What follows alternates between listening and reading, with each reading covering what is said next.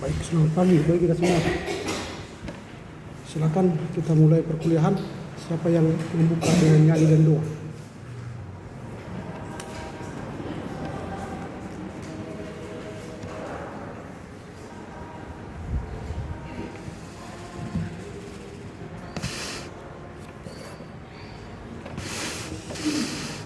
Silakan.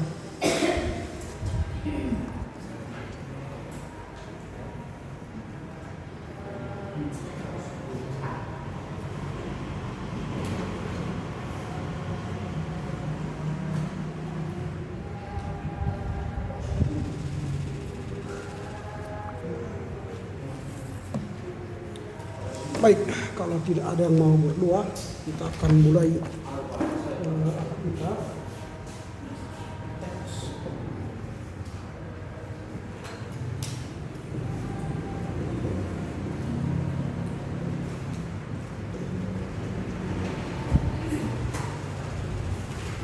Kita akan membahas tema ini, teks-teks dalam perjanjian lama. Minggu yang lalu kita telah belajar soal kanon, dan minggu ini kita akan membahas soal teks. Dari mana sumber teks dari perjanjian lama itu? Kalau kita belajar lebih dalam nanti soal dari mana teks perjanjian lama, maka ada beberapa teks dalam perjanjian lama. Sumbernya dari mana? Kalau kemarin kita teori sumber Yahwis, Elohis, Deuteronomis, kemudian sumber Pris, itu dari kitab Pentateuk. Hanya belajar dari kelima kitab Musa. Siapa yang menulis kelima kitab Musa itu? Dipersoalkan. Lalu yang ada teori yang mengatakan itu bukan Musa yang menulis, tapi ada sumber-sumber lain yang menulis. Sumber Yahwis, Elohis, Deuteronomis, dan Pris. Itu yang minggu yang lalu. Hari ini kita akan belajar soal teks secara keseluruhan. Dari mana teks perjanjian lama itu datang?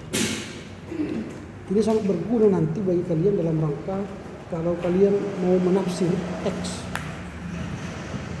kitab.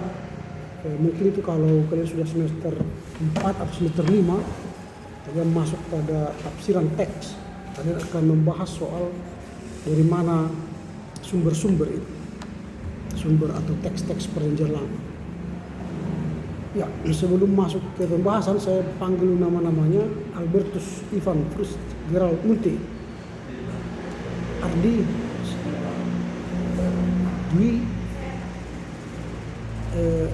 Linta, Elna, Nada, Frisilia.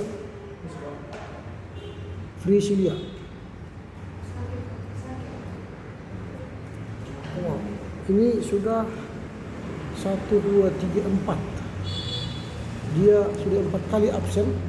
Sampaikan sama dia bahwa 1 kali lagi absen dia sudah final, tidak ikut lagi di dalam perkuliahan kelas saya. Ini dia sudah 1, 2, 3, 4 kali. Jadi kalau minggu depan dia tidak datang, maka selamanya pun tahu sudah datang. Rahel, Sylvia, Stefan, Talenta, Forestissima. Ini sudah 2 kali absen ya. Vina, Esra. Kamu pun sudah 2 kali absen. Hati-hati dengan absen. Silakan. Ya, teks yang pertama yang akan kita bahas ialah teks Masoret.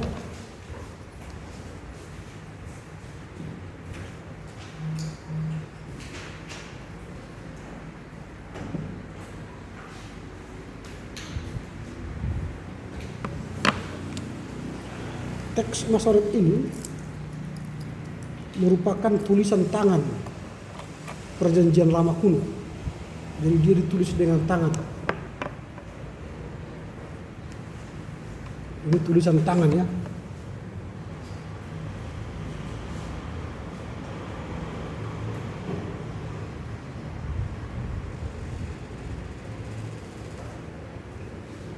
Perjanjian lama kuno.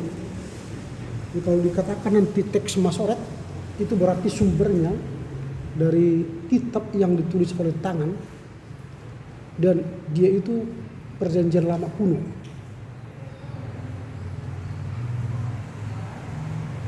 Dan disebut dengan Kodeks B19.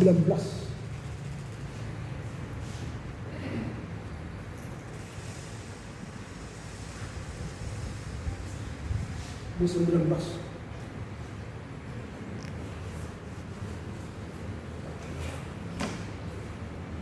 Kodeks ini sekarang berada di perpustakaan Saint Petersburg. Sekarang ini di perpustakaan Saint Petersburg.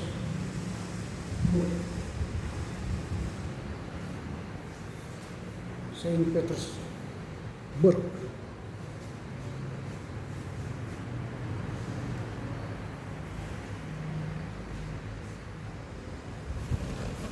Kemudian teks ini juga dikenal dengan Codex Leningradensis. Codex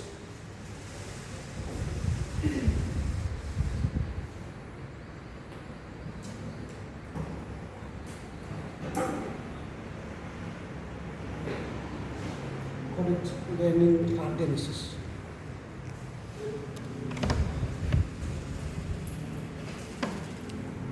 Atau juga disebut dengan Codex Petropolitanus.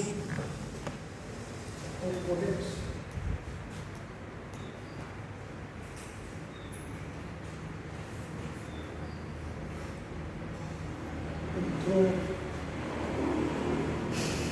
Petropolitanus.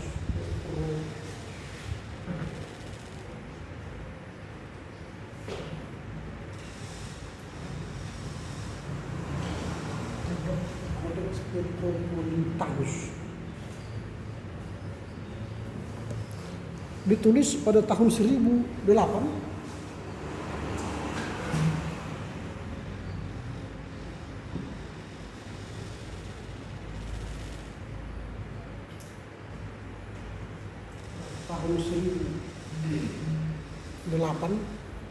sebelum Masehi.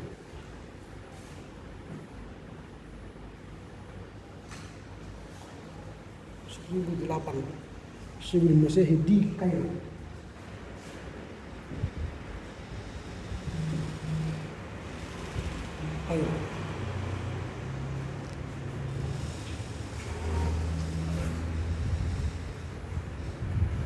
Dan kodeks ini merupakan tulisan tangan terbaik,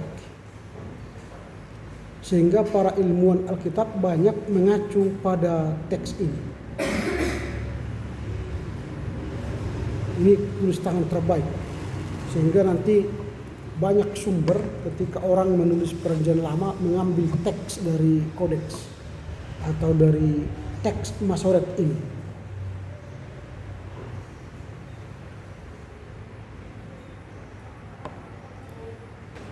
Nah, kodeks Masoret ini walaupun tadi disebut dia kodeks yang terbaik tulisan tangan,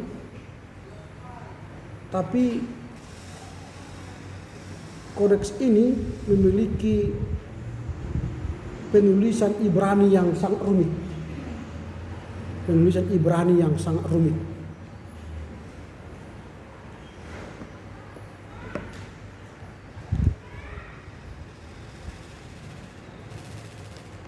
Karena tulisan ini berasal dari abad ke-8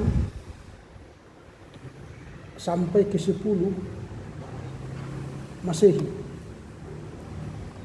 di Tiberias di pantai Genesaret.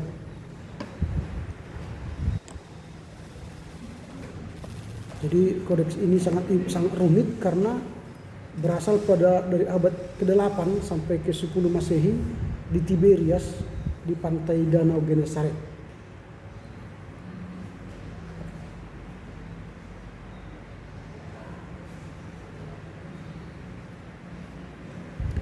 Nah, tokoh yang paling dikenal orang dalam teks Masoret ini, tokoh yang paling dikenal orang dalam teks Masoret ini ialah Ben Asher dan Ben Naftali. Ben Asher dan Ben Naftali.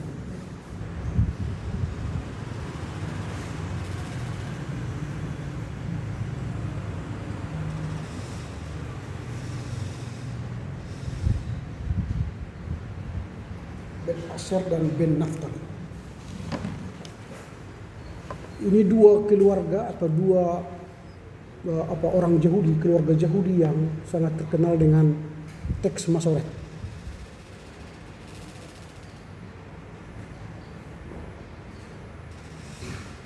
Seperti minggu yang lalu sudah saya katakan bahwa bahasa-bahasa Ibrani itu pada umumnya adalah konsonan. Konsonan, biasanya 3 huruf, 3 konsonan. Seperti yang saya katakan kemarin ada salam ya, misalnya contoh dia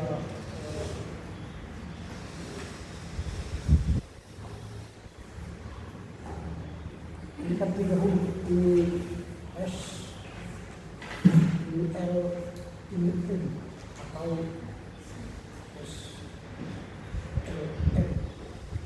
Misalnya dibaca orang Salom atau Salam, kalau orang dia menjadi Salomo atau Salomo, kalau dia kata benda menjadi Shalom atau Salim. Itu nanti tergantung kata-kata vokalnya yang ditambahkan di sini. Kalau dia kata orang menjadi Salomo, kalau dia kata kerja Salom, itu tergantung dari apa. Tapi 3 huruf. Selalu 3 huruf.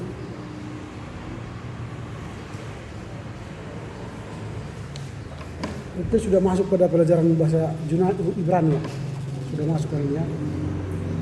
Pasti nanti akan dijelaskan itu lebih dalam.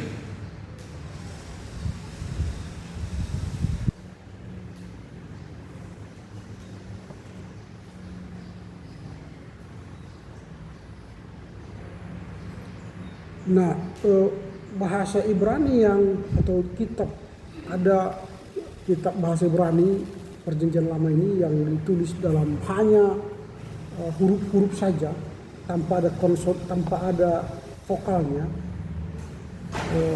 Itu ditemukan dalam Kodeks Aleppo. Kodeks Aleppo yang saya katakan hanya konsonan semua. Itu disebut dengan Kodeks Aleppo.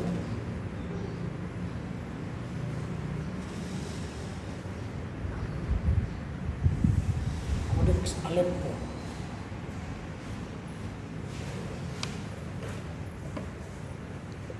Kemudian Kodeks Aleppo ini diberi vokalnya, apa namanya, huruf A, I, U, O, E gitu ya. Diberi vokalnya oleh Harun bin Asher.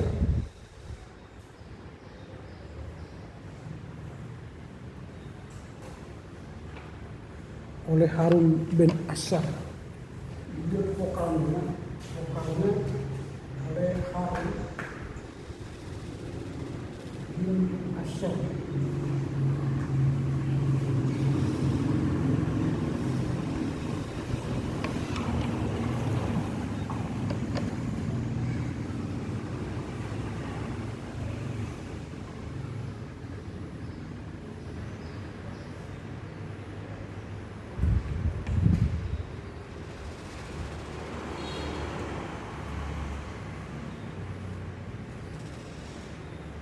Lalu setelah divokalisasi oleh Harun bin Asher tadi, maka ditulis ulang lagi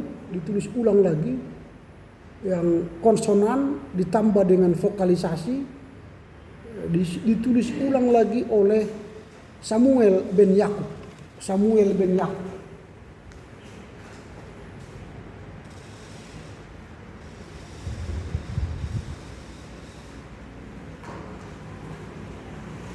Samuel ben Yakub.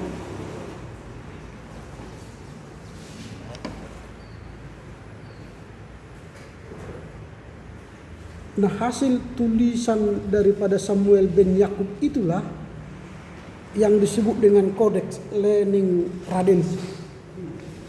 Hasil inilah yang disebut dengan Codex Leningradensis. Jadi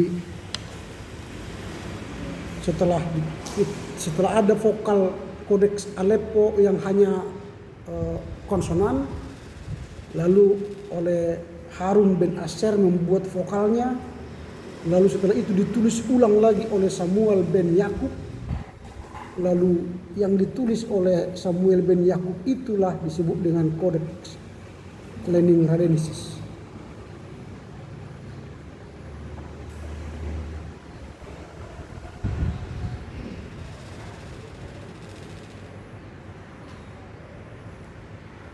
Nah, jadi keluarga yang saya katakan tadi yang tokoh yang banyak menulis dalam tulisan tangan, yaitu Ben Asher dan keluarga Ben Naftali, itu berasal dari sekte Karer. Sekte Karer. Sekte Karer.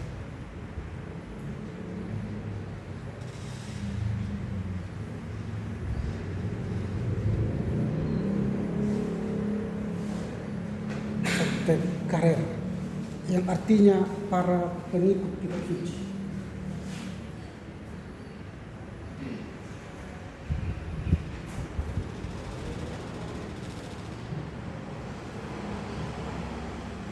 Para pengikut kitab suci. Pada abad ke-8 ini berkembang di Babilonia. Pada abad ke-8 ini berkembang di Babilonia.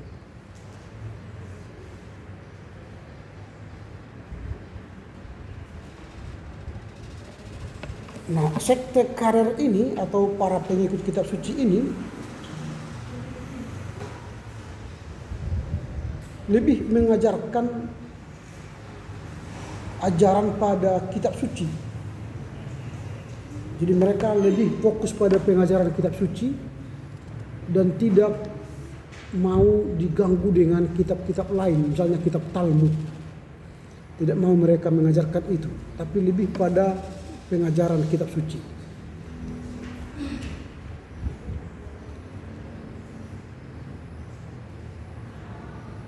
Itu sebabnya mereka selalu membaca kitab suci terus menerus dan tidak mau terputus membaca kitab suci. Terus menerus mereka baca. Karena kalau mereka terputus membaca kitab suci, maka anak cucu mereka tidak dapat membaca kitab suci lagi dan tidak memahaminya lagi secara utuh. Karena waktu itu kan saya katakan kitab itu masih konsonan kan, sehingga kalau tidak diulang-ulang maka mereka tidak bisa melihat di mana vokalnya. Walaupun tadi sudah ada kodeks Leningradensis yang sudah dikutip, yang sudah dibuat vokalisasinya. Tapi sekte ini masih kepada kitab yang tidak ada vokalnya, masih konsonan. Karenanya mereka ulang-ulang. Kalau tidak dibaca lagi bisa hilang konsonannya vokalnya itu. Maka selalu mereka ulang-ulang. Itulah makanya mereka disebut sekte kitab suci. Mereka selalu membaca kitab suci berulang-ulang setiap hari. Karena kitab suci mereka adalah kitab suci yang berbentuk konsonan. Yang saya katakan tadi yang belum divokalisasi. Berarti Codex Aleppo ya, masih Codex Aleppo yang mereka baca. Sehingga kalau mereka misalnya tidak membaca kitab suci lagi, nanti vokalnya bisa lupa, bisa hilang.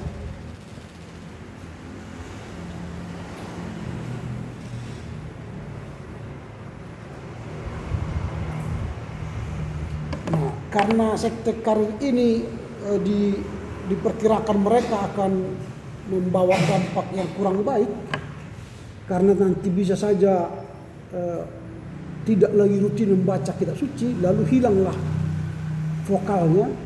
Itulah makanya tadi dua keluarga tadi mencoba membuat vokalisasinya, Ben Aser dan Ben Naftali. Nah inilah teks Masoret. Jadi kalian sudah paham teks Masoret itu apa? Teks Masoret itu merupakan tulisan tangan perjanjian lama kuno. Jadi lebih pada hasil tulis tangan. Dan disebut dengan Kodeks B19, Kodeks Leninus Radensis, Kodeks Petropolitanus, dan kemudian teks Masoret ini dari konsonan divokalisasi oleh Ben Aser dan Ben Naftali, dan mereka pada umumnya membaca kitab suci dengan Kodeks Aleppo yang tidak ada vokalnya, tapi lama kelamaan akhirnya Harun bin Aser membuat vokalnya dan ditulis ulang lagi oleh Samuel bin Yakub. Nah itu, jadi inilah teks Masoret. Yang kedua, teks yang digunakan ialah teks Pentateuch Samaritan.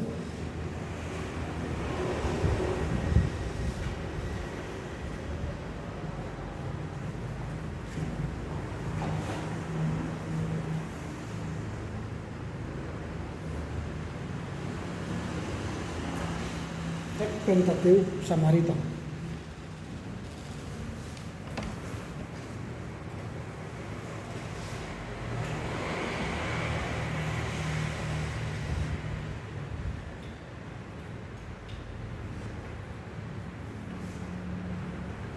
Nah, tadi kalau di teks Masoret itu lebih kepada keluarga Ben Aser dan Ben Naftali yang mencoba mempertahankan teks itu dengan tulisan tangan dari Kodeks Aleppo yang tidak punya vokal tapi konsonan.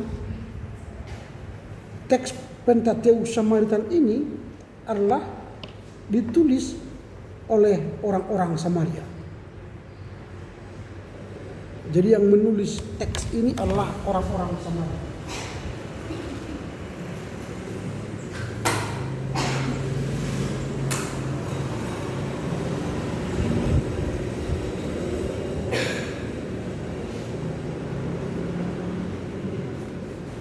Orang Samaria itu tahu apa? Orang Samaria itu apa? Kalian mungkin sering mendengar orang Samaria di Alkitab. Apa itu orang Samaria? Orang Samaria. Nah, jadi orang Samaria itu adalah orang yang tanda petik ya dikeluarkan dari suku orang Israel, karena mereka menikah di luar suku Israel. Jadi mereka dikeluarkan dari Israel. Makanya mereka menganggap orang Samaria itu orang yang jahat, orang yang katakanlah kata mereka dulu kafir ya, orang yang tidak diperhitungkan, dan mereka dilarang bergaul dengan orang Samaria, dianggap orang najis. Tetapi jangan kalian anggap bahwa orang Samaria itu adalah orang-orang yang tidak bertuhan. Mereka bertuhan juga. Kalau orang-orang Israel yang masih utuh atau yang masih setia pada Allah Abraham, Ishak dan Yakub, mereka menyembah Tuhan di mana? Di mana mereka menyembah Tuhan?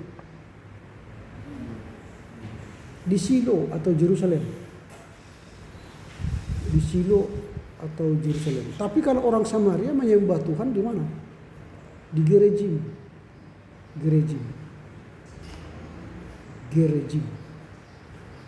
Nah, makanya pada akhirnya nanti ketika Yohanes berbicara soal antara Shilo, Yerusalem dan Gerizim, maka dia berkata nanti suatu saat orang Israel itu tidak lagi menyembah Allah di tempat yang tadi Yerusalem dan Gerizim, tapi menyembah Allah dalam apa?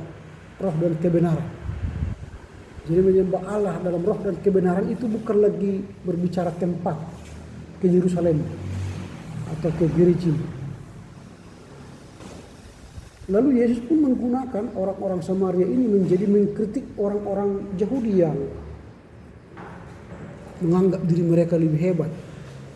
Ketika kasus orang Samaria baik hati kan, ketika ada orang yang dirampok, lalu lewatlah para pemuka agama, mereka mengatakan najis kan.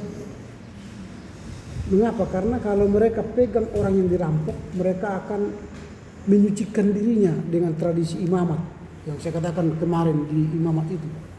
Sangat sulit dan melalui tahapan yang agak ribet. Makanya mereka tidak mau tolong.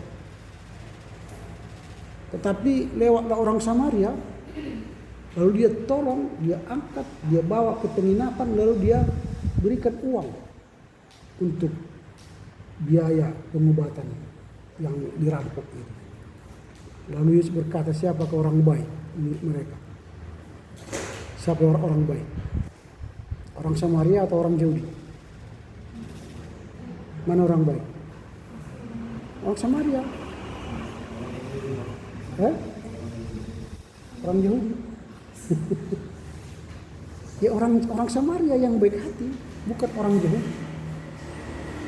Orang Yahudi lebih kepada peraturan agama kan? Orang Samaria lebih pada perbuatan baiknya, menolong orang yang kesulitan.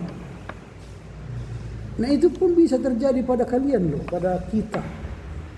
Kalau misalnya ada kecelakaan nanti di depan sana, mau nggak kalian langsung menolong, mengangkat dia ke rumah sakit, lalu sampai di rumah sakit katakan sama petugas rumah sakit, kalau nanti kurang dananya telepon saya ya, ini nomor rekening saya atau nomor telepon saya.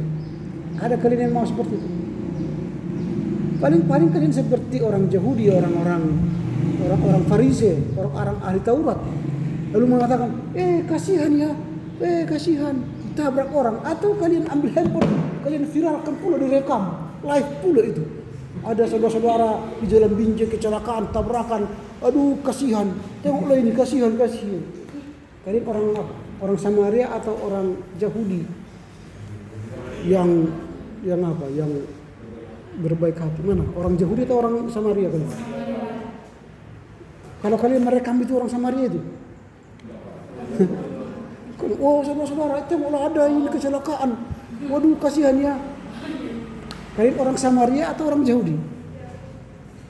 Kalau seperti itu gayanya, orang Samaria atau Yahudi? Iya. Jadi banyak sekarang orang Yahudi kan, bukan orang Samaria. Sudah ada kebakaran, kita bukannya menolong, tapi selfie lagi. Saudara-saudara ada kebakaran ini tolong dulu. Itu orang Yahudi, bukan orang Samaria. Kalau orang Samaria nggak perlu sama dia publikasi, nggak peduli sama dia pemberitaan. Bagi dia ialah menolong. Mudah-mudahan kalian bukan orang Yahudi, kalian orang Samaria. Gitu ya. Jadi ditulis oleh orang Samaria.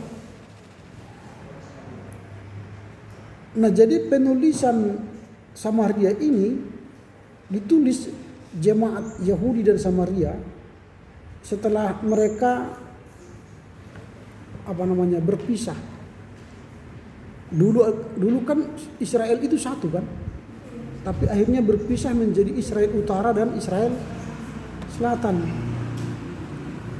Israel Utara itulah yang disebut dengan orang Samaria, dan Israel Selatan itulah disebut dengan Yehuda.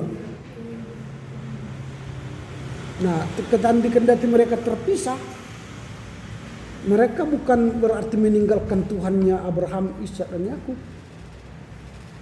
Tapi mereka menyembah Tuhan Abraham, Ishak dan Yakub, tapi tidak diakui oleh Yehuda. Itu aja. Tetap mereka memiliki tempat penyembahan. Kalau orang Yehuda di Yerusalem tadi, kalau mereka kan di gereja.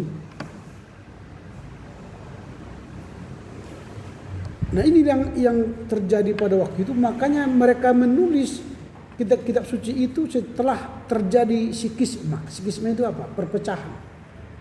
antara kerajaan Israel Utara dan kerajaan Israel Selatan. Itu tahun 722 sebelum Masehi. Dan mereka, ini orang-orang Samaria ini ya, mereka mengakui Pentateuch sebagai kitab suci mereka. Pentateuch itu saya katakan kemarin ialah kelima kitab Musa itu. Jadi hanya itulah yang mereka akui sebagai kitab suci mereka.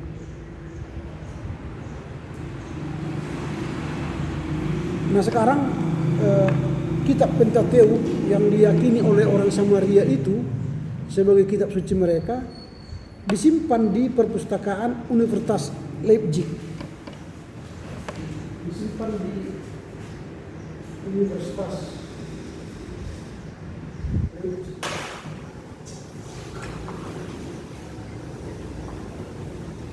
Di perpustakaan Universitas Leipzig.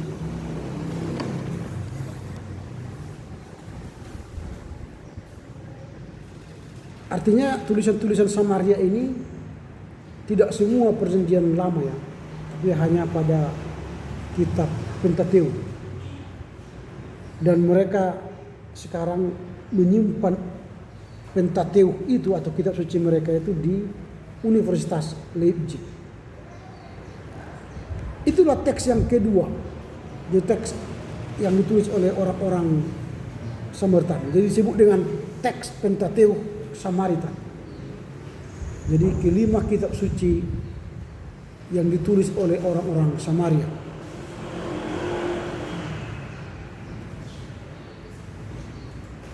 Ketiga ialah teks Qumran.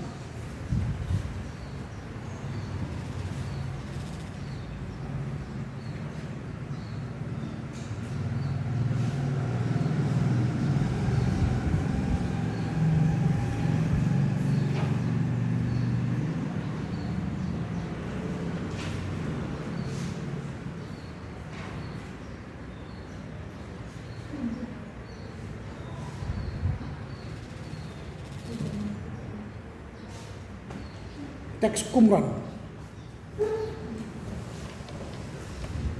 Dikatakan teks Qumran ini karena ditemukan di Qumran. Qumran itu sekarang di Jericho. Di Jericho itu ada sebuah gua ketika para arkeolog tahun 1945 menggali Jericho. Lalu mereka menemukan gua yang disebut dengan Gua Qumran. Tempatnya di Qumran. Bukan Quran ya, beda Quran dengan Qumran. Ini Qumran. Nanti kalau kalian berkesempatan ke sana, itu luas sekali Qumran itu. Lalu nanti kita masuk dari pintu utama, jalan, nanti dijelaskan ini ada kitab gulungan pertama, gulungan kedua, gulungan ketiga, sampai ke ujung sana nanti ada gulungan-gulungan kitab suci. Nah, di Gua Qumran ini ditemukan ada 190 gulungan. Ditemukan 190 gulungan.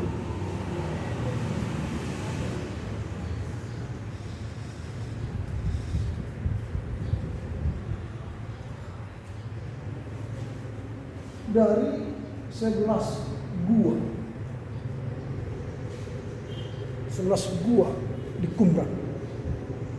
Jadi di Qumran ini karena dulu saya katakan tadi luas sekali, ada 11 gua yang ditemukan. Dari 11 gua ini ada 190 gulungan. Jadi saya katakan tadi kalau kalian punya kesempatan nanti ke Qumran, masuk dari pintu 1, nanti ada pintu 2 sampai nanti 190 gulungan. Itu dijelaskan nanti salah satu gulungan. Itu masih asli, disimpan kan.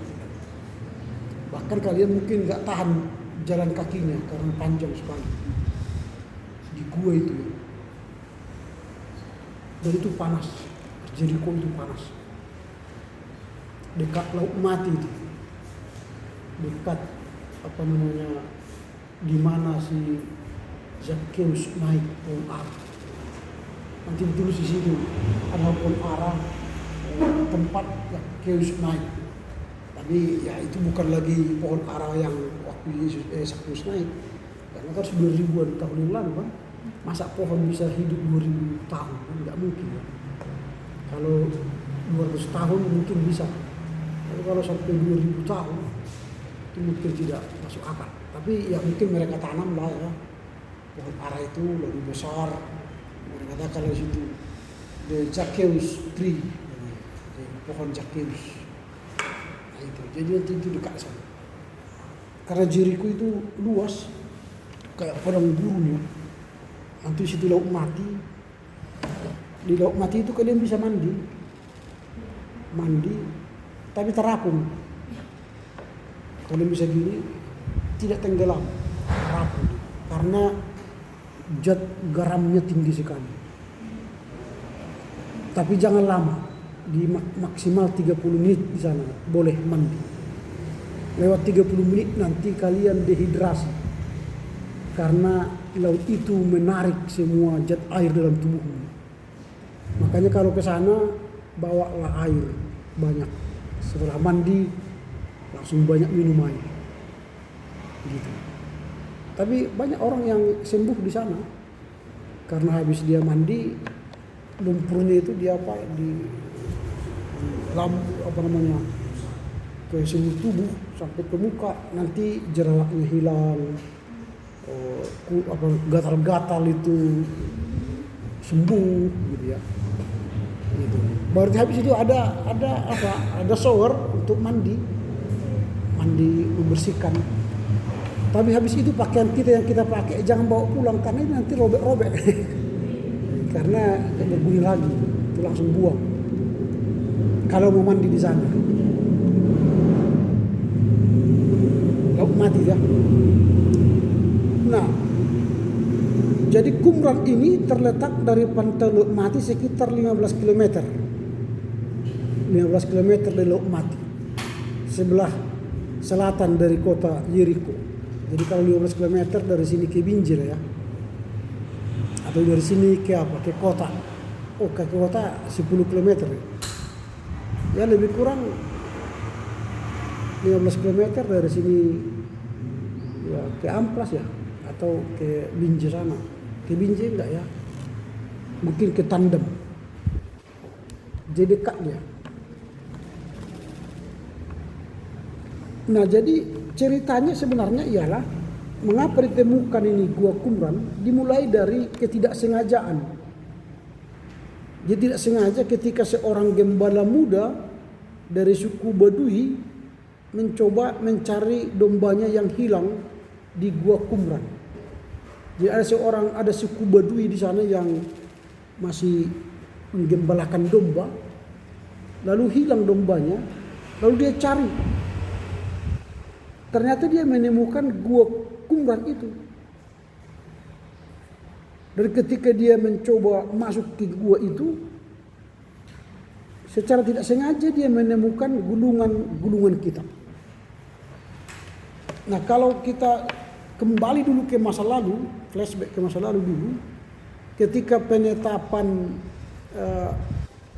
perjanjian lama dan perjanjian baru menjadi kanon, yang 2 minggu yang lalu kita bicarakan soal kanon, itu kan ada ratusan bahkan hampir ribuan lah gulungan kitab suci yang tidak disetujui menjadi kitab suci.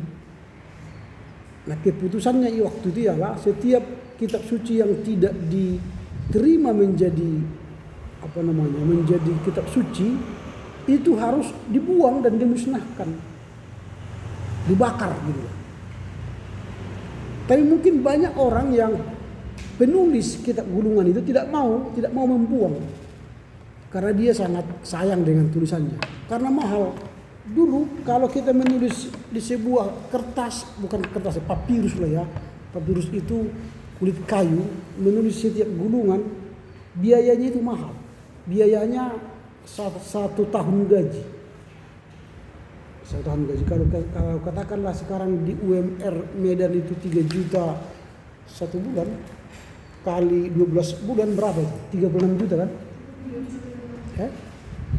Kalau 3 juta 36 juta kan? Berarti biaya menulis satu kitab gulungan itu 36 juta.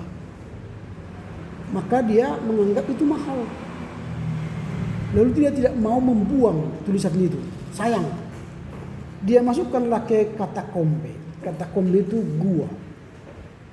Jadi mungkin banyak mereka menyimpan ke gua Qumran tulisan-tulisan yang tidak diterima oleh sidang kanuni itu. Nah, dia tidak hanya 190 gulungan itu nanti tidak hanya beberapa kitab yang dijadikan sebagai sumber lagi nanti, tapi ada juga di situ tulisan-tulisan yang tidak berguna, misalnya Injil Barnabas, Injil Maria, Injil Yohanes, itu kan dulu sudah dimusnahkan tapi mungkin masih disimpan di sana, ditemukan juga di sana. Tapi sebagian lain diterima sebagai teks karena mungkin teksnya mendekati kebenaran. Nah, jadi dari 190 gulungan itu tidak semua itu nanti diterima ya, tapi ada beberapa gulungan yang dijadikan menjadi teks, perbandingan teks atau menambah penyempurnaan teks perjanjian lama yang sudah ada. Nah, itulah ketika dia mencari dombanya ke sana, dia menemukan kitab-kitab gulungan itu. Lalu penemuan pertama kitab gulungan di Qumran itu disampaikanlah kepada arkeolog, lalu arkeolog kembali menggali semua gua-gua di Qumran itu, maka temukanlah tadi 11 gua dan terkumpullah 190 gulungan. Nah itu, jadi ini yang menarik dari teks Qumran. Jadi kalau kalian nanti misalnya menulis atau membaca kitab, saya tadi lupa bawa Biblia Hebraika Stuttgartensia. Saya sudah masukkan tadi, saya letakkan di meja saya tadi, tapi lupa. BHS namanya, Biblia Hebraika Stuttgartensia, di bawah kitab suci perjanjian lama yang tulisannya bahasa Ibrani itu, di bawah ini ada banyak nama teks aparatus.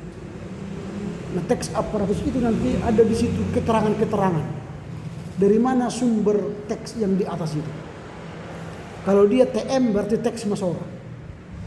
Kalau dia TP teks Pentateuch. Kalau dia TQ teks Qumran.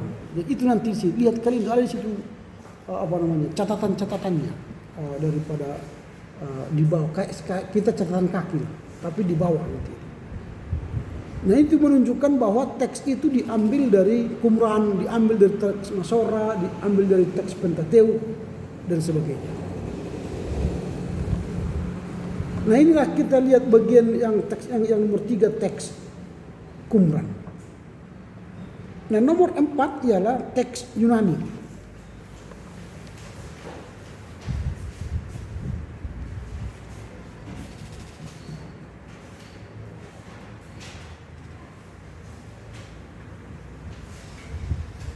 Teks Yunani.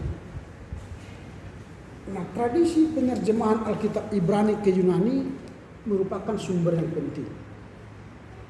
Karena orang-orang Ibrani itu kan menggunakan bahasa mereka sudah kuno. Kalau kita membaca dalam dunia modern, bahasa Ibrani itu tidak begitu dipahami lagi. Sama seperti Alkitab kita sekarang, kalau dibaca dalam sekarang dan teks yang 1950-an misalnya, kita bisa tertawa membacanya karena tidak sesuai lagi dengan pengertian kita sekarang. Atau misalnya teks bahasa Toba terjemahan 1970-an misalnya dengan bahasa Toba yang sekarang itu sudah banyak diperbarui. Nah, demikian juga Alkitab ke dalam bahasa Yunani. Di teks Ibrani itu akhirnya diterjemah ke dalam bahasa Yunani. Karena bahasa Yunani waktu itu sudah menjadi bahasa internasional, dunia Helenis Barat ya, Yunani. Makanya banyak rumus-rumus kimia itu kan bahasa Yunani kan, bukan bahasa Ibrani. Nah, akhirnya mau tidak mau teks perjanjian lama itu pun harus diterjemahkan ke bahasa Yunani. Nah, terjemahan bahasa Perjanjian Lama, ya, Perjanjian Lama ke bahasa Yunani disebut dengan vulgar.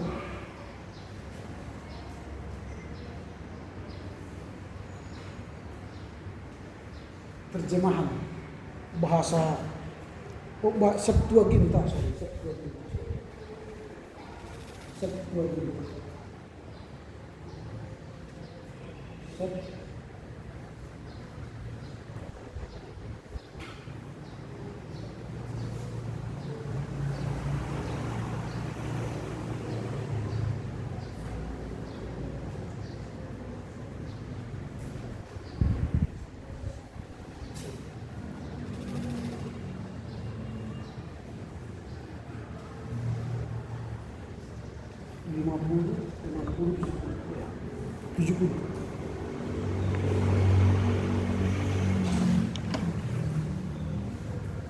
Septuaginta artinya 70.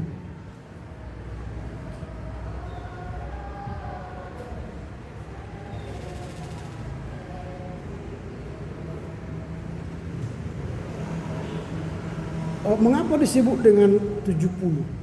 Karena yang menerjemahkan bahasa Ibrani ke bahasa Yunani itu adalah 72 tua-tua orang Yahudi. Jadi yang menerjemahkannya adalah 72 tua-tua orang-orang Yahudi. Jadi Septuaginta artinya 70 orang.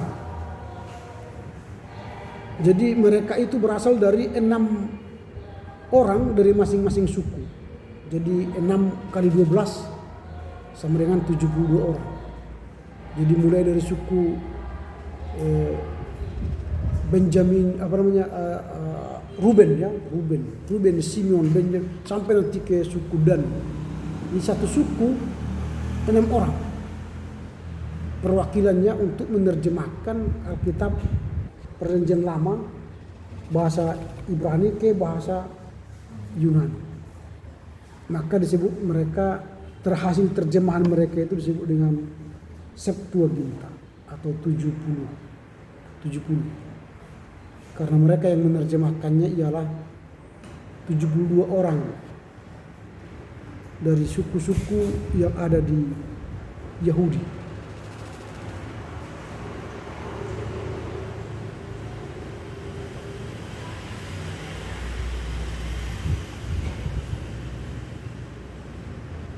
Dan penerjemahan itu memakan waktu selama 72 hari. Cepat ya, 72 hari. Jadi mereka menerjemahkannya 72 hari. Arti sekitar 4 bulan ya. Oh iya. 2 bulan sekian hari ya. 12 hari ya. 2 bulan 12 hari. Cepat nih. Jadi mereka mungkin bagi-bagi langsung. Satu orang harus bisa menyelesaikan 1 hari kan.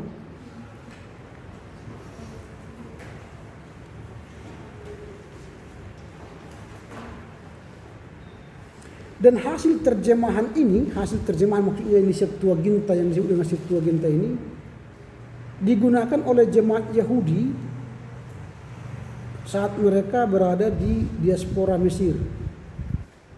Jadi hasil terjemahan mereka ini digunakan oleh jemaat diaspora di Mesir.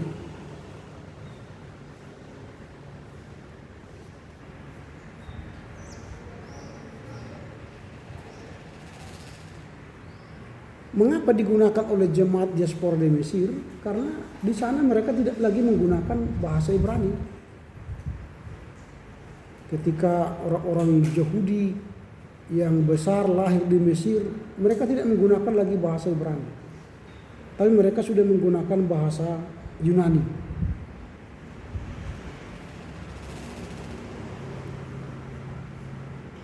Itu terjadi pada pertengahan abad ketiga sebelum Masehi.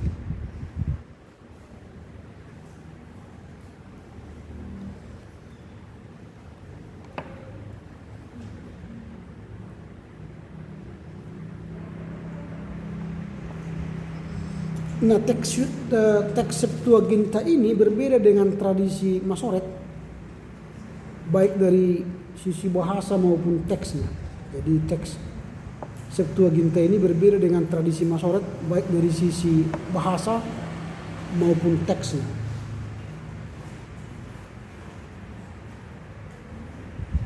Karena bahasa Ibrani yang digunakan dalam penerjemahan Septuaginta itu bukanlah bahasa Ibrani yang digunakan oleh tradisi Masoret. Di tradisi Masoret tadi kan kuno kan, bahasa Ibrani kuno. Tapi dalam penerjemahan teks Septuaginta, bahasa yang mereka terjemahkan itu sudah bahasa Ibrani yang lebih modern, bukan kuno. Sehingga nanti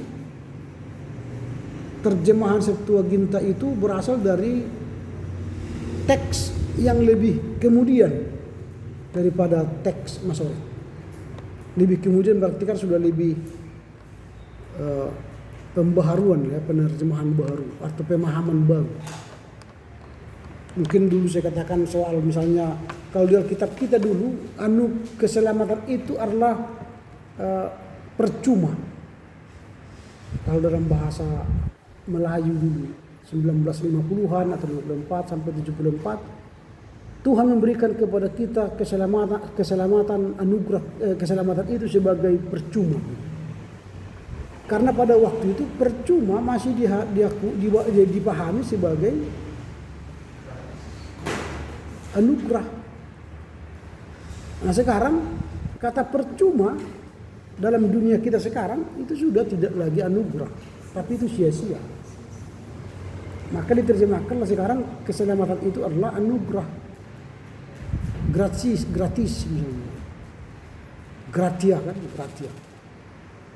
Tapi Malaysia sampai sekarang masih menggunakan bahasa percuma. Beli 2 percuma 1 gitu. Itu kalau di sana.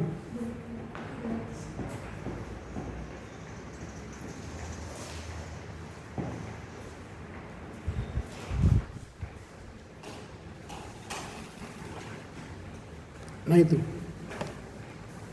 Jadi kalau bahasa modern kan lebih kepada mengupdate bahasa itu dalam situasi dan kondisi sekarang. Misalnya kemarin kan kalian hadirkan dalam apa yang disampaikan oleh Dr. Anwar Chen kan, hadir kalian waktu itu. Yang di sini yang membahas soal sosialisasi terjemahan Alkitab terjemahan baru 2.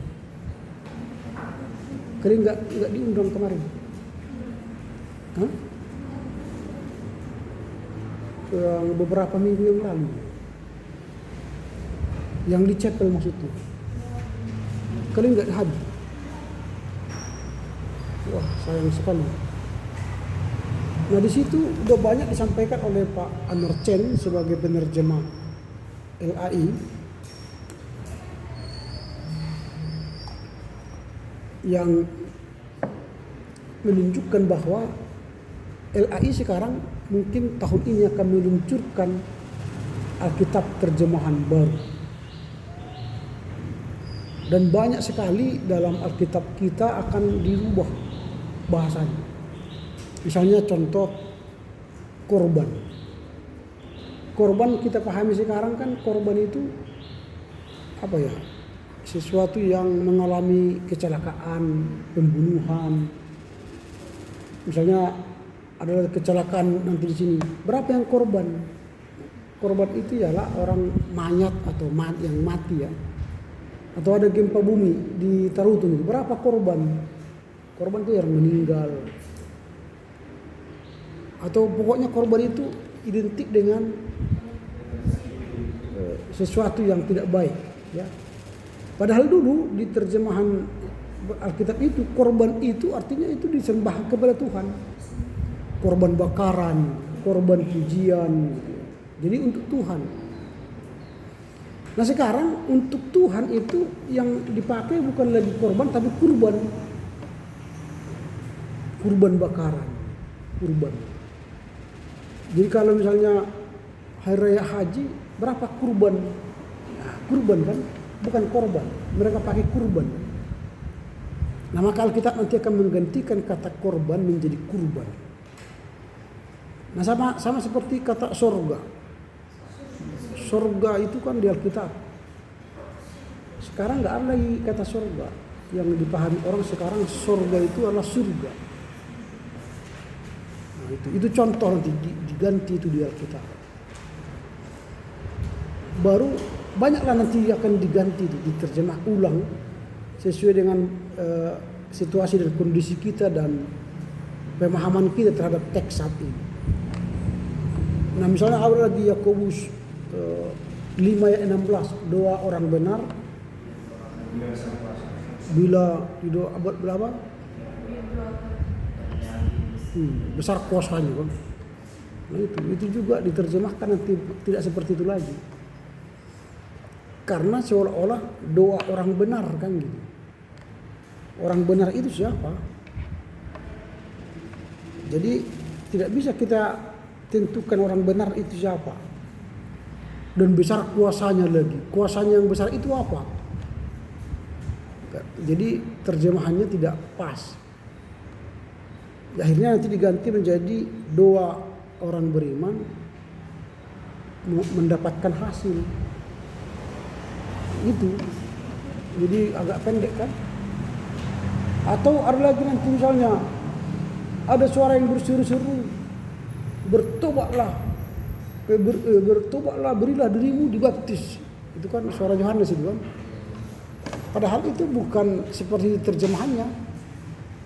Nanti dikatakan situ ada Yohanes berkata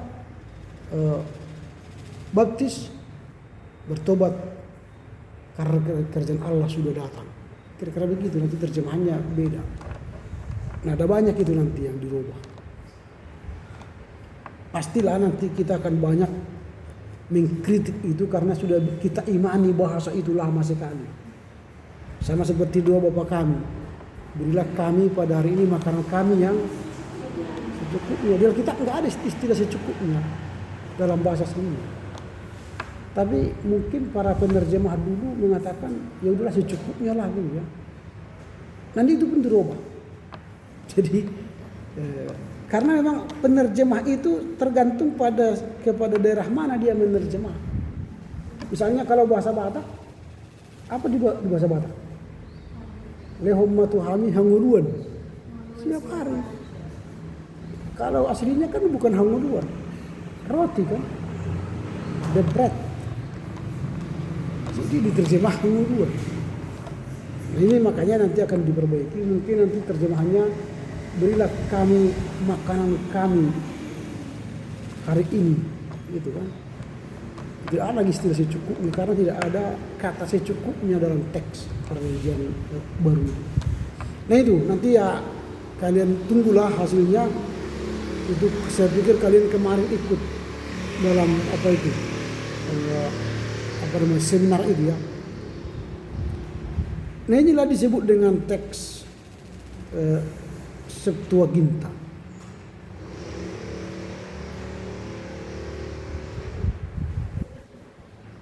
Sampai di sini ada kira-kira pertanyaan?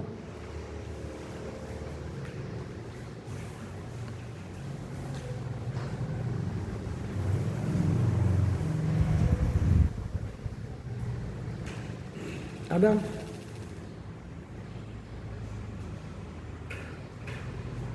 Nah, jadi Septuaginta ini walaupun dia diterjemah ke dalam bahasa Yunani supaya semakin mendunia, terjemahan itu dimengerti oleh orang-orang Israel yang bukan lagi menggunakan bahasa Ibrani seperti di Mesir, diaspora Mesir. Lalu mereka menggunakan bahasa Yunani, lalu mengerti firman dalam bahasa Yunani. Tetapi itu pun menuai kritik. Ada banyak kritikan-kritikan saat diterjemahkan itu menjadi bahasa Yunani. Nah, kritikan-kritikan itu membuat teks Septuaginta pun harus mengalami banyak revisi-revisi. Nah, sama seperti bahasa Indonesia tadi. Terjemahan 1954, terjemahan 1974, nanti terjemahan baru 2022. Kemarin saya tanya berapa tahun rupanya kita bisa mengganti teks atau merevisi teks. Pak Dr. Anwar Chen mengatakan sekali 50 tahun minimal, satu generasi 50 tahun. Jadi kalau tahun 50 ke tahun 70, lalu tahun 70 ke tahun 2022, itu sudah lama kan. Jadi minimal dia 50 tahun baru bisa kita revisi teks. Nah jadi nanti setelah 50 tahun itu pasti ada kritikan lagi. Saya katakan kalau terjemahan yang baru nanti dipublish oleh LAI pasti ada mengkritik. Tapi minimal 50 tahun dihidupi dulu. Lalu 50 tahun menjadi mengkristal lagi kan. 50 tahun yang akan datang kata-kata yang digunakan dalam kitab mungkin udah usang lagi. Terjemahkan lagi. Misalnya contoh perkawinan. Di Alkitab masih perkawinan kan? Padahal di bahasa sehari-hari kawin itu sudah negatif kan?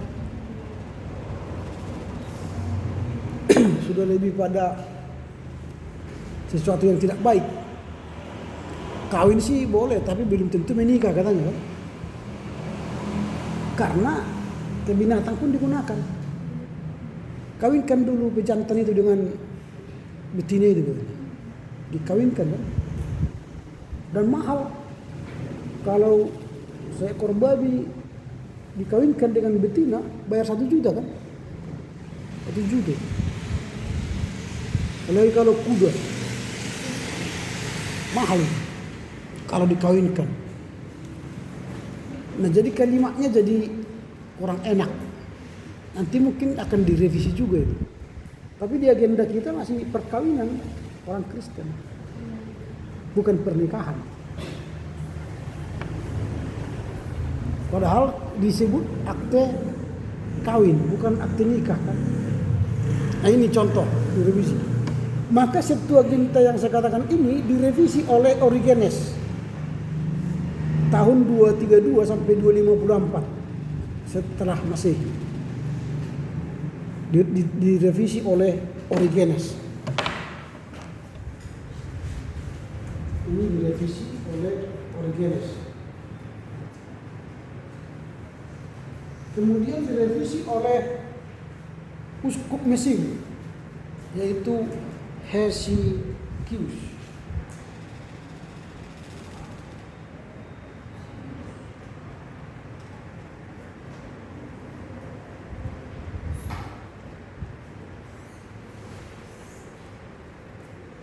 Kalau ini tadi tahun 232,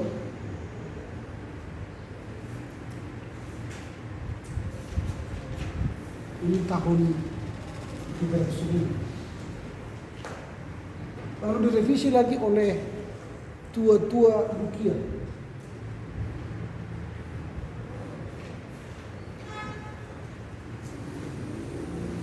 Di Antioquia.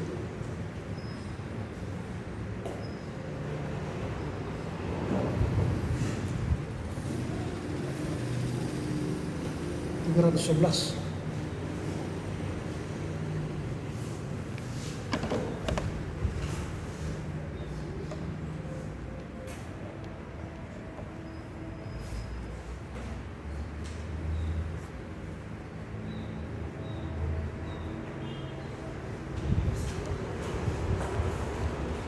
Nah, jadi dengan demikian kita melihat bahwa banyak orang Kristen menggunakan versi-versi ini.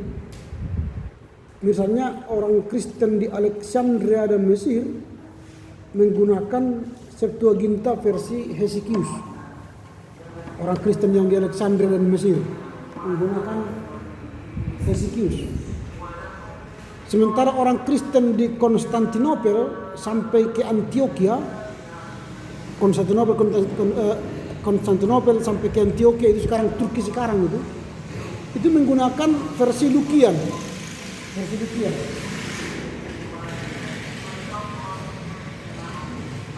Dan orang-orang Kristen di Palestina menggunakan Septuaginta versi Origenes.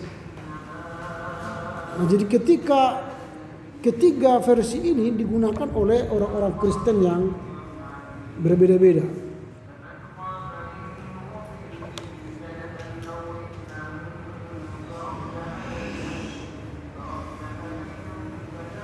Nah, artinya yang kita mau lihat ialah bahwa kitab Septuaginta itu mengalami pembaruan atau kritikan dan pembaruan. Lalu setiap orang Kristen pun bebas menggunakan mana yang sesuai dengan iman mereka. Apakah versi Origenes atau versi Hesychius atau versi tua-tua Lukian. Karena di Mesir pun nanti ada lagi terjemahan yang mereka lakukan itu ke dalam bahasa Koptik Mesir Koptik, bahasa Mesir. Nah, makanya kalau ada orang mengatakan bahwa nama Allah itu digunakan pertama oleh orang Islam, itu adalah teori yang salah. Karena yang pertama menggunakan nama Allah dalam kitab suci Kristen ialah orang Kristen Koptik. Orang Kristen Koptik itu sudah ada sejak abad kedua di Mesir. Dan mereka sudah menggunakan Allah, nama Allah sebagai sesembahan. Artinya yang Maha Kuasa menggantikan Allah Bapa misalnya. Kayak kita misalnya ada Neibata, ada Dibata, ada Debata. Mereka sudah menggunakan Allah, menunjukkan Tuhan yang Maha Kuasa. Jadi yang menggunakan nama Allah dalam kitab sucinya bukan Islam, tapi Kristen Koptik. Jadi kalau ada dulu gerakan orang Kristen tidak boleh memakai kata Allah di Alkitab, di Malaysia sampai sekarang kan nggak boleh kan menggunakan nama Allah dalam kitab terjemahan mereka, nggak boleh. Di Indonesia dulu ada gerakan itu, maka kita menyampaikan argumentasi kata Allah itu bukan orang Islam menggunakan pertama, tapi kita melalui gereja Kristen Koptik di Mesir.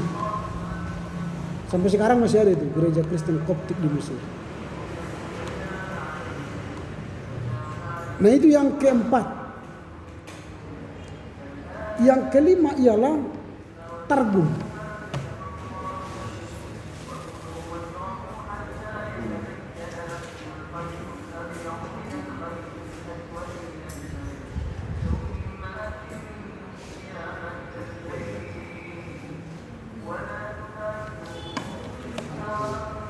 Targum.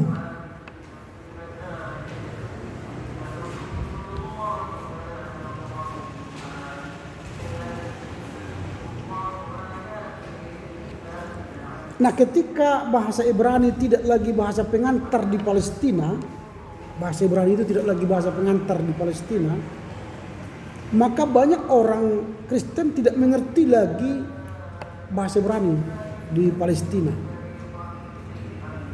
Karena itu mulailah ada inisiatif yang diambil oleh orang-orang Palestina ketika mereka beribadah di sinagoge, menerjemahkan bahasa Ibrani itu ke dalam bahasa Aram. Bahasa Aram. Bahasa Aram ini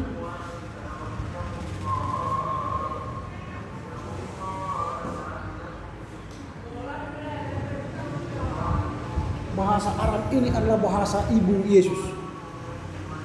Di Armenia sekarang itu masih menggunakan bahasa Aram. Orang Kristen Armenia masih menggunakan bahasa Aram. Misalnya contoh bahasa Aram Maranatha. Atau ya Abba, ya Bapa. Itu bahasa-bahasa Aram. Atau Rabbuni. Itu masih digunakan di Alkitab. Maranatha, Rabbuni, ya Abba, ya Bapa. Nah, terjemahan kitab suci ke dalam bahasa Aram disebut dengan targum. Targum itu jamak. Targum itu tunggal, jamaknya targumim ya. Targum tunggal, kalau jamak jadi targumim. Sekitar 300 Masehi yang ditulis oleh ahli-ahli kitab suci. Jadi karena orang-orang Palestina tidak lagi mengerti bahasa Ibrani, maka ketika di sinagoge itu di gereja lah istilah sekarang, beribadah, mereka mulai menerjemah bahasa Ibrani itu ke bahasa Aram, dan terjemahan itu disebut dengan targum.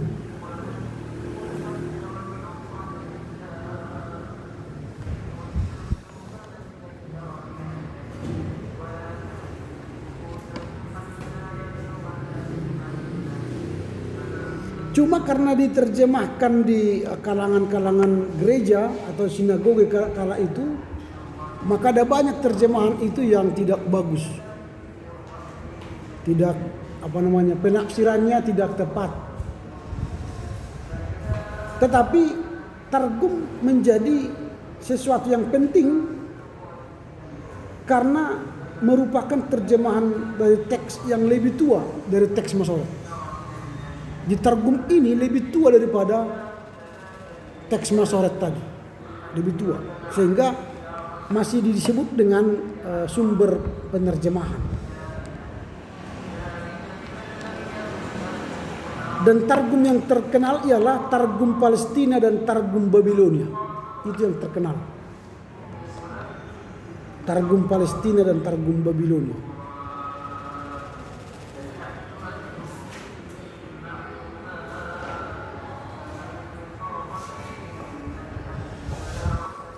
Itu yang kelima. Yang keenam,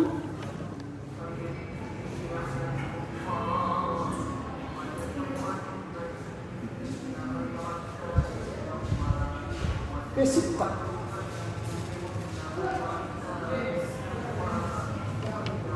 Nah, teks Peshitta ini adalah terjemahan PL dalam tradisi Kristen. Terjemahan PL dalam tradisi Kristen. Nah, terjemahan mereka itu sangat bergantung pada targum. Jadi mereka sangat menekankan terjemahannya dari kitab targum. Sehingga memang kedudukan Peshitta dalam tradisi teks tidaklah menduduki tempat yang penting. Karena tadi terjemahan targum pun sudah tidak begitu bagus karena ada penafsiran yang salah, terjemahan yang salah. Lalu Peshitta ini menerjemahkan targum, maka dia tidak begitu dihargai dalam tradisi kritik teks. Karena mereka tidak menerjemahkan berdasarkan kitab Septuaginta, tapi lebih kepada kitab targum. Itu yang keenam. Dan yang ketujuh terakhir ialah terjemahan-terjemahan dalam bahasa Latin.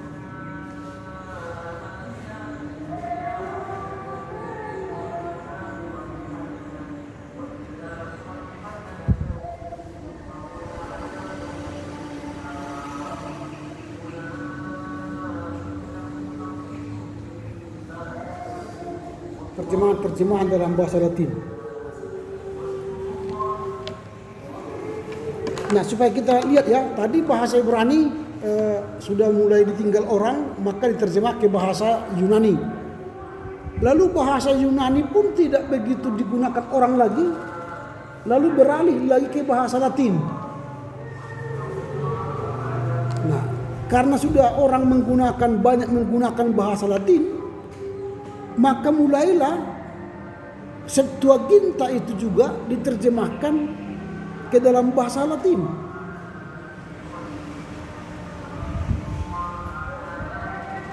Nah, terjemahan Latin ini disebut dengan Vetus Latina.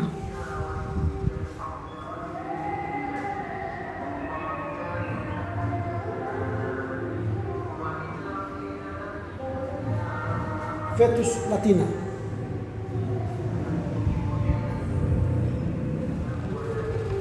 Atau orang Galilea Selatan menyebutnya dengan Itala. Orang Galilea menyebutnya dengan Itala.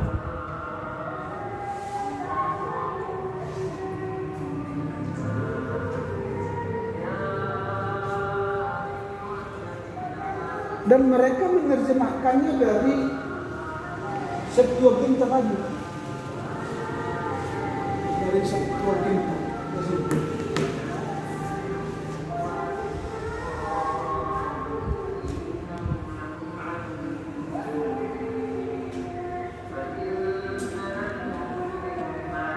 Nah, kemudian terjemahan Latin ini lebih dikenal dengan istilah Vulgata.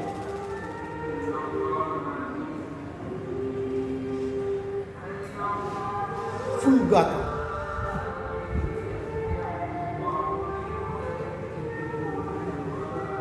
Dengan merevisi Vestus Latina dan Itala itu direvisi, lalu keluarlah kitab Vulgata. Ini terjemahan teks terakhir, Vulgata.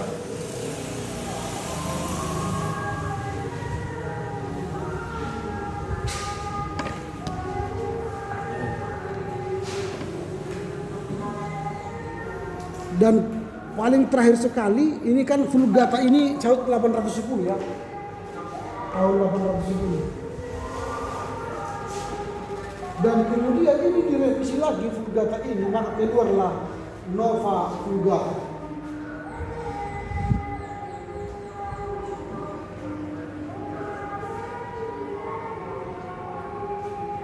Direvisi Nova Vulgata.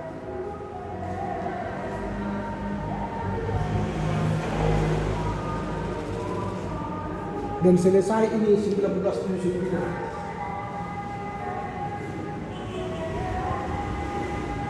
Nova Vulgata itu selesai direvisi tahun 1979.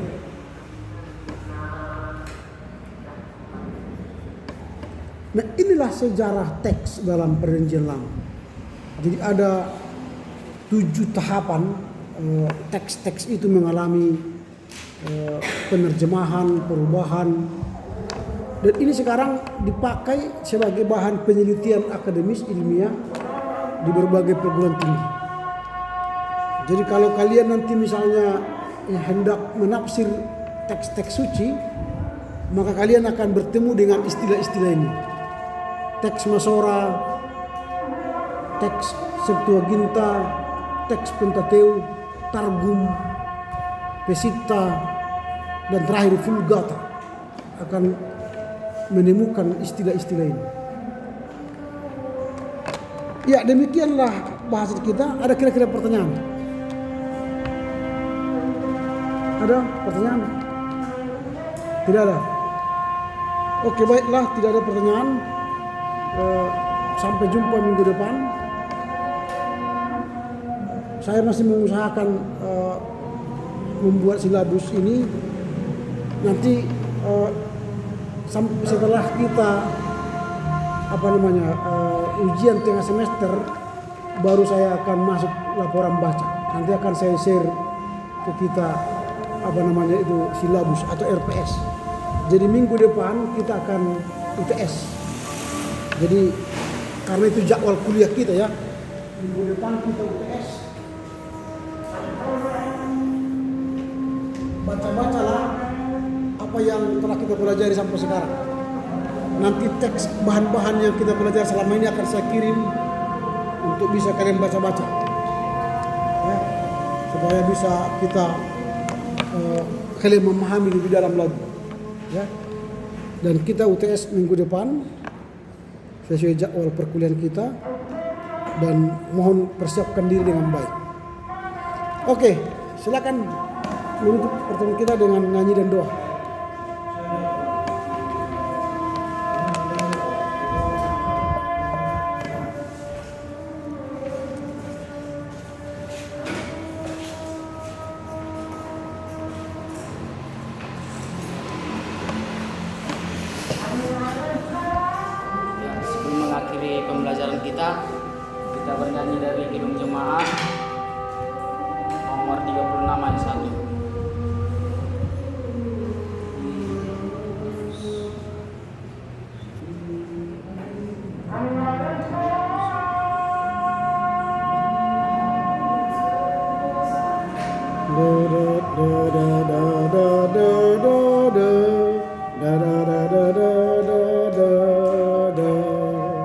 Dihapuskan dosaku hanya oleh darah Yesus. 1, 2, 3 ya.